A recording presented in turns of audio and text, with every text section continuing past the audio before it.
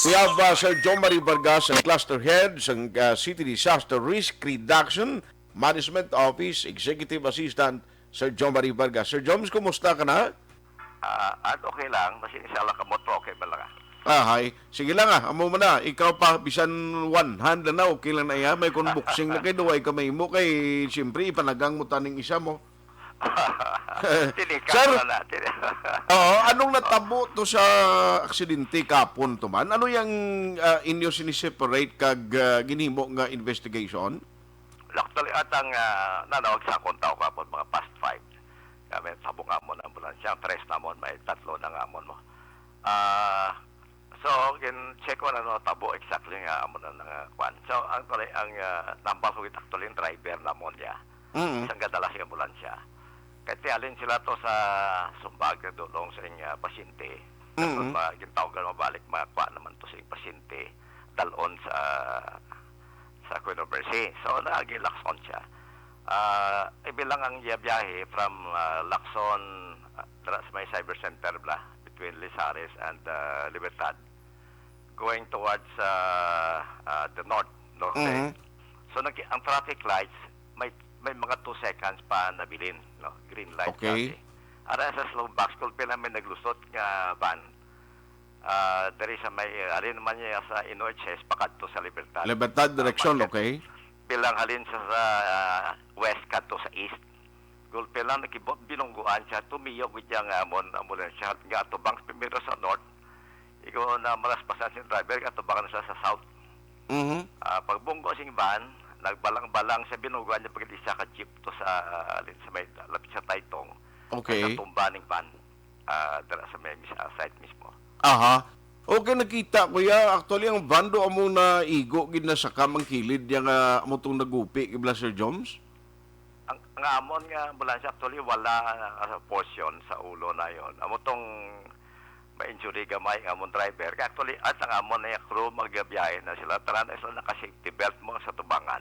Okay. Kahit although ilan na kanya sila kada corner, bahagi ka mo, hindi magdasig minsan may pasyente pa ka mo. Kasi makulod nito, mo na mapakot ang mga driver, kaya kung ano sistema mo. Okay. So, no, to sa Bataon, ang dala actually, sing van, tagap nilbagan to siya. Way ko no sa kabati, sing ambulansya. Diyos. May posibilidad mga kabati sa basi way makita kasi kung naling ka diya sa Inoches. tayo pakanto to sa Libertad kasi blind corner na sa cyber center mo. Oo. Way sa ulak balo kung ding area nasa naglusot lang siya gulpin na nagwa siya sa wala. Okay. Overtake bla kasi may gapila na yung salakyan des tubangan niya naglusot to siya ya kita iguro way man salakyan mo. Oho. But po siya may gap yang aton traffic lights dire. So ang way salakat sumumpit siya gulpin din nasigan niya. Amo tong ate ko niya naladagan sa kapatiyog si amon ambulansya. Okay. Ako ambulansya namon mo. Kagti ang van to nagbalintong gid kita ko. Nagkuan gi sa tumbagi siya kay Tumba? Oo. Amon, bunggo kasi siya isa ka jeep. Okay. Takuli pa kadto naman niya sa Araneta nga side. Aha. Ito na tabo. So, actually na timing ang tawag si Doc Fonan kay manuguan naman siya kinatuwa niya to sa site. So, ang kuan niya lang atong driver siya nakabungko sa dala na to sa ospital. Ito may gamay siyang injury sa iyabla nga jaw o iya nga doon bla to. Uy. Ang amo niya, way ate mo lang to being sprain ang driver yun namon ang sa wala yung tail kay dala sa kilig yun ang bungguan mo. Ang upod yung akro nga babae, way mano, no? So, cold compress lang. Okay. So far, muna sa ata nakuha. But this morning, kani makadto ko to ya sa amon. Kaya dito ko lang ng butang ambulansya namon nga nabungguan sa NGC. Kaya hindi man namon mapabili na das tunga dalang. Kita mo na nagamit nga mahal mo. Okay. Ang atong pan nga nakabunga na sa Station 6 kay 11 o'clock karon mamito sila. Okay. Para makuha ng problema sa nasing bata amo ng actually bataon do 20 plus kuno sa to. Okay, okay. So, pasalamat lang kita nga at least naway siya natamaan sa aksidente. Well, amo na isa, no? Salamat lang kami kasi sana mo na to abin na lumakulangan na syudad sa isa kamulan siya nga mag-responde sa COVID. But still, masarangan na magyapon natin. Bali ato nga ambulansya, gali, gapanghakot to sa mga COVID patient? Kaya positive, amo na sila. Nagdulong to sila sa isa ka positive dala naman sa do sa Medalya, Medalya Elementary School bla, diri sa may Panukoy bla. Okay. And then may tawag naman sila nga kahit gusto mong kahapon at 200 plus kita mo. Positive. So sige naman kami pakakot kiwat bilang daw nagabat-tamat naman damo. So tawagan naman siya kami kuwaon naman siya isa to dalalon gali sa Queen of Mercy. So tiyan mo to lakson sa taniriktas Queen of Mercy na lang dayon ba't mo to natabo.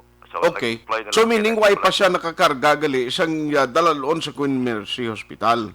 Wala pa. So, Okay. kan makati dali man siya kati dalalon matutuon mo.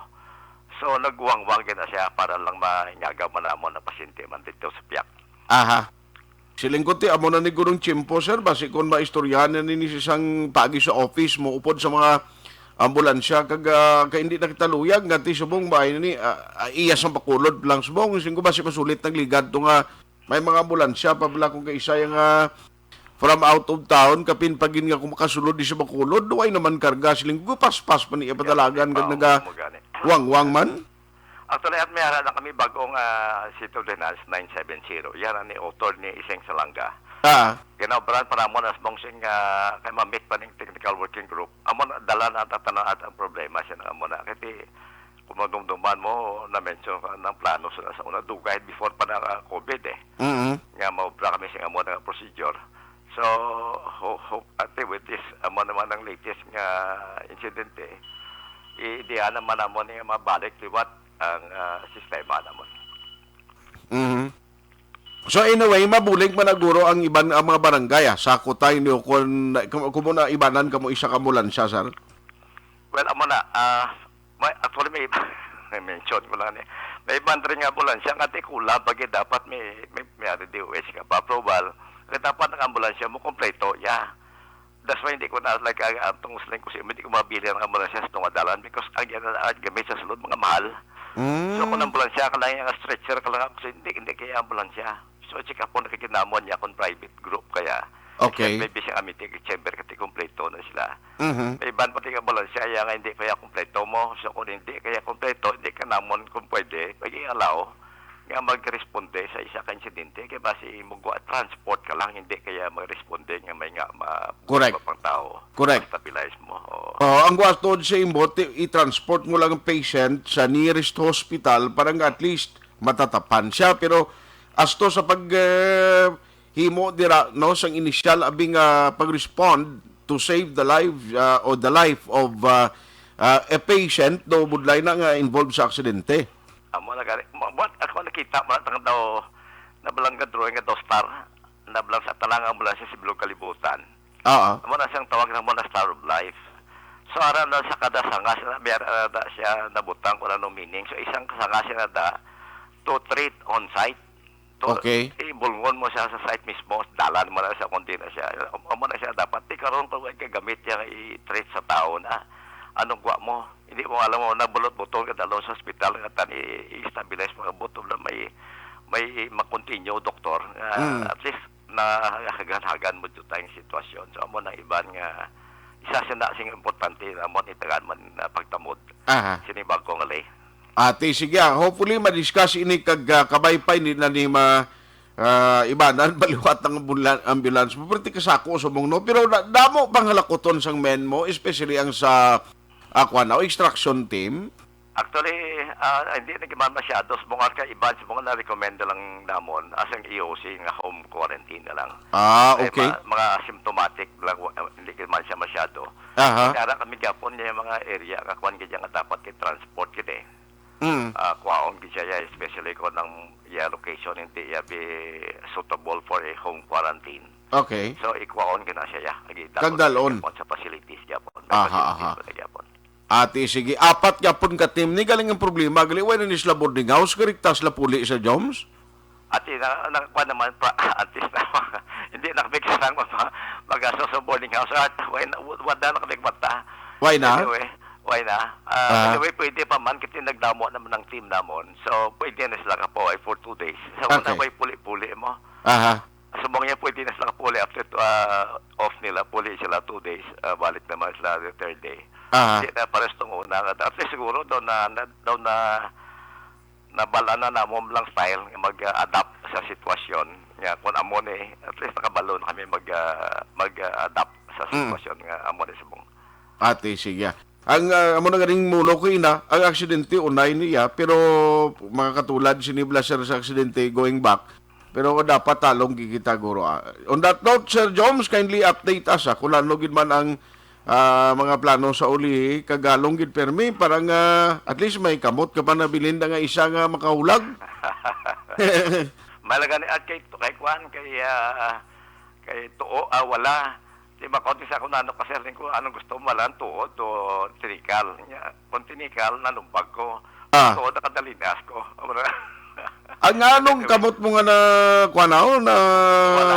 ano na pausdangan mo sa kamot mo? Natukod ko ni siya. So actually kinoperahan din sa may steel ni sabong ang kamot ko. So delikado na pagidi. Nga Ti still mo nali ko mga kay may matapugulan kagalina di sila siya eh. kasi batig po. Kung tigulang ka natin na pwede ka naman siminto eh. Oo. I don't tapok na balang ibong Gani man. So Oo. pagpatubo mahina. So stilan gid siya. Along gid permisera kay siling ko na no Sir Joms na kadalinas na anong tabo nga kibot ko sang may nag-inform niya Sir Joms to do nakuha ng kamot niya. Ate mo na nakadalinas. Big one siling ko ba si fans ka bala sang ining Korean nga dancers vlog siling ko ba si sumunod ka man iya? Ang BTS. Ako mo, kita mo balan mo? Kay Durel na idol, hindi niya ako na. Bagay. Ginasunod niya actually sa TikTok na eh. Mana. Sir John, salamat kisa time ha. Sige. Good morning. Salamat. Action Hotline. Ayos ha.